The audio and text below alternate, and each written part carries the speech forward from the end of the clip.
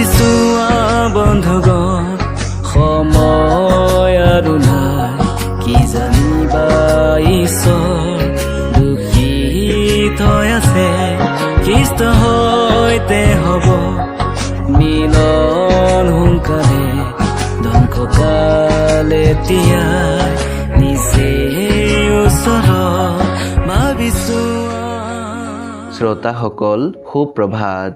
প্ৰিয়সকল, প্ৰভু যীশু খ্ৰীষ্টৰ বিষয়ে বহুতে এইদৰে চিন্তা কৰে যে তেওঁ কেৱল খ্ৰীষ্টিয়ানসকলৰ ঈশ্বৰ। তেওঁৰ বিষয়ে নজনাৰ কাৰণে বহুতে ভুল বুজাবুজিত আছে।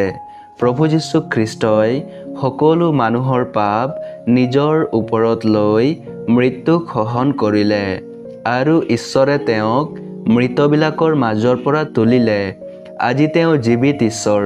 গোটেই মানৱ জাতিৰ কাৰণে ঈশ্বৰ আৰু মানুহৰ মাজত তেওঁ মধ্যস্থ হিচাপে আছে। যিকোনোৱে তেওঁত বিশ্বাস কৰে তেওঁ পৰিত্ৰাণ পাব।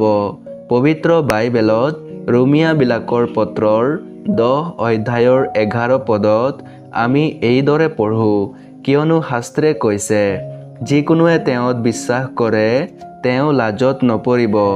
সেয়েহে উদ্ধাৰ মুক্তিৰ কাৰণে, পাপ ক্ষমাৰ কাৰণে, স্বৰ্গৰাজ্যত প্ৰৱেশ কৰিবলৈ, অনন্ত জুইৰ পৰা ৰক্ষা পাবলৈ আৰু অনন্ত জীৱন পাবলৈ কেৱল এটাই বিশ্বাসযোগ্য নাম আছে আৰু সেই নাম হৈছে প্ৰভু যীশু খ্ৰীষ্ট।